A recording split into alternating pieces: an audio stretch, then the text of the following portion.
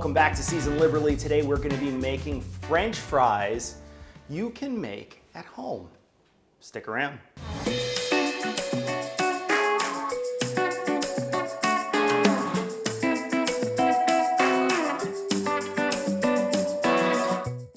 So today we're going to be making French fries. I love a good French fry, and actually they are kind of difficult to make at home.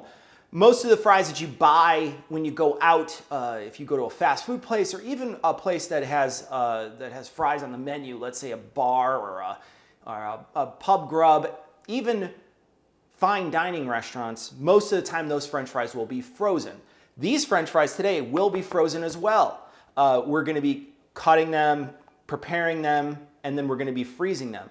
Now, the reason why they're frozen in a restaurant is because they're par cooked. And so all they really need to do is get that little bit of brownness on them and then get served to you hot. That's what we're going to do here. We're going to cook them 3 times. We're going to boil them for about 10 minutes. We're going to cook them, flash cook them in oil for about 50 seconds. And then we're going to freeze them. And then once they're frozen in a day or so, we're going to take them out of the freezer and we're going to cook them in nice hot frying oil that will then finish the frying process and leave you with a crispy fry. Now, the recipe today is coming from Serious Eats. It's a website that really I almost always turn to. It's one of the first websites I turn to if I'm looking for a food science-based recipe, somebody who's tested this recipe out, who's done several batches of this and figured out the best method. Serious Eats, Alton Brown, and Cooks Illustrated, or America's Test Kitchen, would be the places I would turn to try to find a really well-made, well-crafted recipe. Serious Eats has this recipe on their website, and it's going to be the one I'm using today. I'm going to be changing a little bit of it to accommodate some of the sizes that I'm going to be using, but really, it is an excellent recipe, and I will link to it in the comments. Again, hat tip to Serious Eats. They're the ones who planned all this out, figured it all out, and I'm just going to show you how to do it today. So, first thing we have to do is we have to get our potatoes. Now, you want to use Idaho russets for this. You want a starchy potato. Starchy potato is going to brown really nicely, and it's going to have that fry texture. If you did a waxy potato, say a red potato, even a Yukon Gold might not be as good as a russet. So we're going to use nice big russets today, 4 russets. We're going to peel them. All right, so our potatoes are peeled, and we are going to be using a mandolin today to cut them. Now, very important piece of the mandolin that I will use today is the guard. Now, you don't have to use a guard if you don't want to, but there's going to be blade, not only a blade going this way, but there's going to be blades sticking straight up. And while I sometimes feel comfortable enough to use the mandolin without the guard, if I'm just slicing something horizontally, when I'm cutting something into fries or cubes or something, I almost always grab this guard.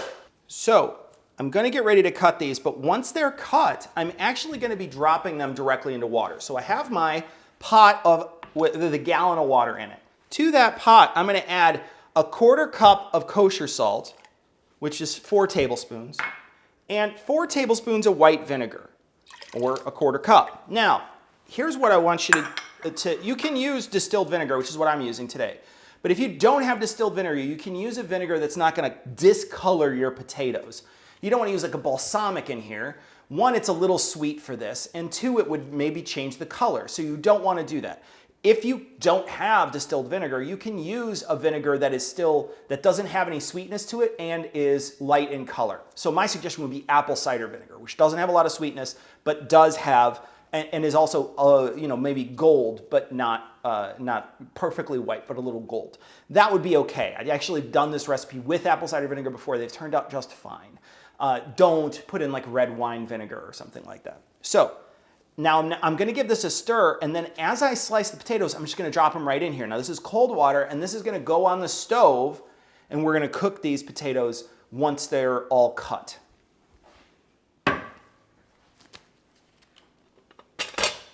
So now, this has a smaller blade, but it also has 1/4 inch blade. If you don't have a mandolin, you can cut these by hand. you're gonna have to cut them in about 1/4 inch size. How do you figure out how big a 1/4 inch? Go get a ruler. Figure out exactly how big they need to be. You wanna try to make sure your potatoes are uniform, or as uniform as you can get them. Because if you don't make them uniform, at least uniform in thickness, then some may be overcooked while some are undercooked. So you don't wanna do that. So here we go. Here's our potatoes. We're gonna start slicing them. So as you can see, it did a pretty good job of getting all the potatoes nice and even, which is exactly what I want. Nice big long fries. Now, if these are a little too long for you, you don't want something this long, you can always just nip the ends off of your potatoes, but I think this is a perfect size fry. Okay, you can see our potatoes are cut and in our water. This comes to a boil. Don't leave the kitchen. It's gonna take a little bit to come to a boil, however long it takes on your stove. Then you're gonna set a timer for 10 minutes as soon as it comes to a boil. The potatoes should be tender. Check them at 8 minutes, okay? Pull one out, a big one that's thick, and bite into it. If it still has a lot of firmness and it doesn't feel like you can bite all the way through it without hitting something that's raw, cook them the extra 2 minutes. If you bite through it and it feels like it's still firm, but it's kind of like at that point where you think it might start to degrade a little, pull them off the heat. Once they're done, we're gonna drain them immediately and let them cool. You're gonna see that process, but just make sure that as soon as they're done cooking, drain them and lay them flat on some baking sheets. So we're gonna put this on the stove. Remember, we're gonna bring it to a boil. Once it comes to a boil, that's when we're gonna start the timer, 10 minutes. All right, so I'm getting ready for them to come out. They're done. Okay, Google, stop. I have some lined sheets ready for them to dry out on. So I'm gonna drain them and then we're gonna lay them flat on these 2 sheets.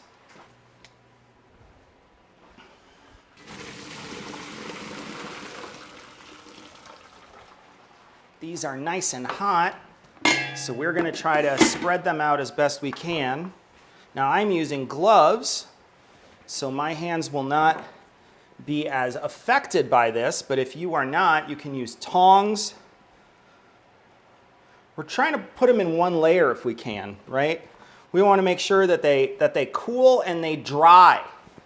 The key here is that they wanna be dry, right? You want them to be dry because when I drop them in a hot bath of boiling oil, I don't want that to spit all over the place, maybe cause a fire in my kitchen, you know, because if oil boils out of your pot that you have the hot oil in, it can be a problem. So, all my fries are out. I'm going to try to spread them out as best I can to dry them out, right? That's the key. And if this feels a little cramped for you, right, you can always get another sheet pan and lay them out. This should be fine though. You know, there's a couple fries that are on top of each other, but for the most part, they are separate. I'll dab these with a paper towel before I fry them. All right, so now these have got to sit at room temperature for about 5 minutes or so. While they sit, I'm gonna get my oil nice and hot on the stove. And then I'm gonna bring it over and show you what it looks like when I'm cooking it over here. But I'm gonna try to get it nice and hot on the stove so that when because my burner's a little weak. So, and then I'll just flash fry these right afterwards so they can just sit out. They'll dry as they cool out in the middle of a room. They will dry and then we'll fry them off. So we have to bring our oil up to 400 degrees. So it's gonna take a couple minutes. So while these sit at room temperature, we're gonna start doing that. All right, we're slowly inching our way up to 400 here. This is a much lower BTU than my actual stove, so it does take some time. It's on full blast, and we are at like right now, like maybe 390. We wanna be around 400 degrees, okay? Get a candy thermometer. Best way to tell, drop a candy thermometer in there, and then you can look at the candy thermometer and you can tell exactly what temperature your oil is. You don't want to guess at this if you can avoid it. These are relatively inexpensive and they fit on any pot. As you can see, there's a little clip on the back there. Fits on any pot. So what we're going to do is we set up our fry station. We're going to drop fries in, about a quarter of the fries. We're going to cook them for about 50 seconds. And then as soon as the 50 seconds is up, we're gonna scoop them out and we're gonna put them on a rack to cool, okay? After they've cooled a little bit, I'm gonna transfer them to another rack that I'll be storing them in the freezer in, okay? So they'll be on a sheet pan, and then I'll continue to use this rack as I work my way through. So you wanna try to make sure your oil is up to temperature every single time. It's gonna drop when I drop my fries in. So the fries are gonna bring the temperature of the oil down. You need to bring that temperature back up. So very often your oil will be on almost full blast on your stove while you're putting your fries in. That can be dangerous. And it can be dangerous because if I put in too many fries and it bubbles over, and if I'm cooking on flame, that aerosolized grease can catch fire and shoot up. So be very careful when you do this. As you can see, if you're looking down, it might be hard to see, but this is only about a half full. You want to keep your pot about half full. Don't fill it all the way up to the brim with grease or lard or whatever you're cooking in. I'm cooking in peanut oil, but you cook in only about halfway up. You want to work quickly and you want to make sure you're set up perfectly here. You also recognize this is super hot, right? Wear baggy clothes you can pull away from your body if you spill a little on yourself. Wear stuff you don't care if it gets a grease stain. This could splatter. All right, we're getting very close. I'm going to get my wire spider and we're going to start dropping them in. All right, here goes.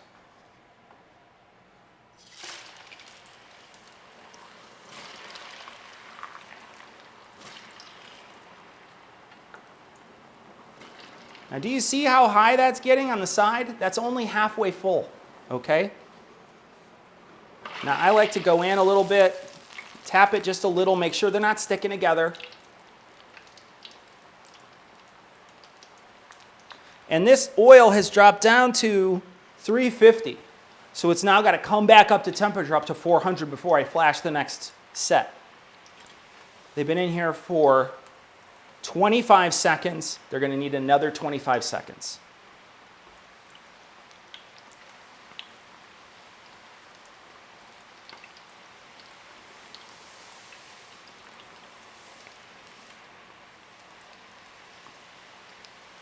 All right, so about 5 or 6 more seconds. You can see they're not going to be brown when they get finished, okay? They're not going to brown up.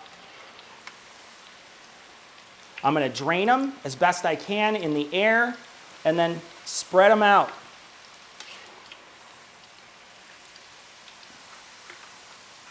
And I want to get every piece of fry particle out of here if I can. The key is keep your grease clean. The cleaner your grease is, the better off all your food's going to taste. Because if I keep a piece of this fry in here and it keeps cooking, it's going to burn and it will off flavor the rest of the oil. So you don't want that. We want to make sure that the oil is, and there was a little fry hiding behind the candy thermometer there. You can see it, it's underneath. There it is. I'll move my candy thermometer out of the way and pull it out. You don't want to overcook something in here and get it so it's brown, then it disflavors the oil. This is going to spend some time coming back up to temperature, and I'm going to cook the rest of these off. All right, so these just came off the fry grease. They are still very hot. These ones have cooled a little, so I laid them relatively flat on a cookie sheet. I'm going to split these up into 2 cookie sheets now, and they're going to sit for about a half an hour. Now, you can, after that, just fry them right off. According to Serious Eats, they suggest freezing them, right? Freeze them for up to 4 hours or overnight. They say they can last a whole month if you freeze them. I don't know that I would be able to sit around with this many fries just waiting to be cooked in my house. Your mileage may vary. That being said, I am going to try to freeze these. So I'm going to freeze these for about 4 hours and come back. They'll be frozen when I cook them off a little later on today. I'm going to set them up, throw a little bit of wrap over the top of each of these, and then put them in my freezer. I have a chest freezer, and they'll freeze out there for about 4 hours. After that, these still have to cool though, like I say, for about 15 or 20 more minutes, and then they'll be ready to go in the freezer. But we'll be back in a few minutes to fry these off. All right, we are up to 400 degrees again. My fries are frozen. They were in the freezer. Now what we're going to do is we're going to drop them in. This needs to be up to 400 degrees, and I'm going to cook them for 3.5 minutes. Remember, this can bubble and it can split. It can spit on you, so just be careful. I am going to cook about half of these fries. Maybe, yeah, I'm probably going to do this whole batch here. So that's about as much as I have. I kept some in the freezer. I'm not going to cook them all off today, but these just came out of the freezer, and I'm going to drop them in 3.5 minutes.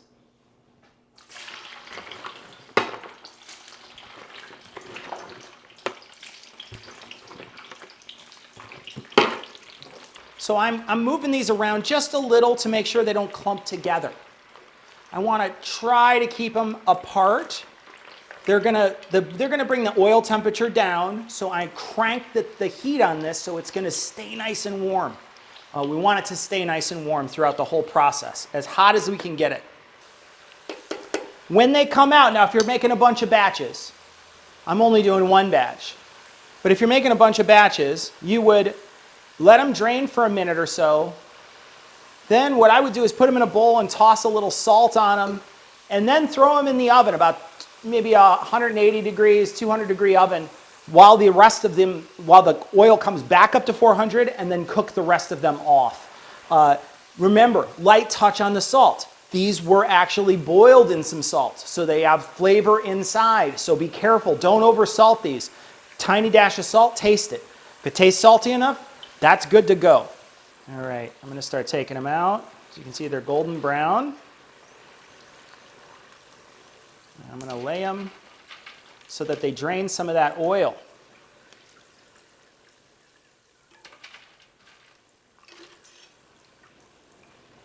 I'm going to let them sit on this tray for about a minute, minute and a half.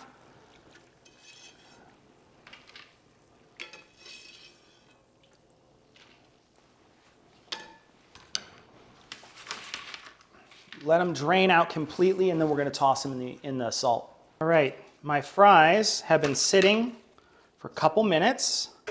I'm going to let them, hear that sound? Hear how crispy that sounds?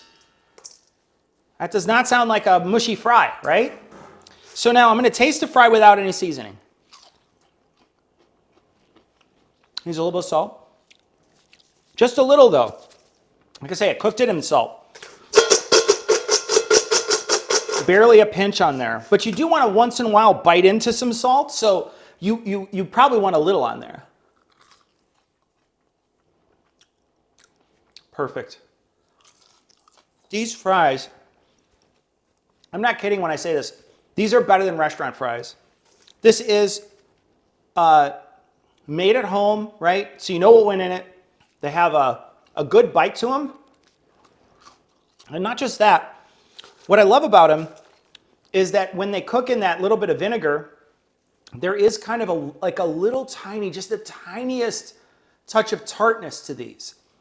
It really has a good flavor to it. Really adds a little bit of a different flavor than you might be used to on a regular fry. They taste as good as any, easily as good as any fast food fry you'd find. Really outstanding.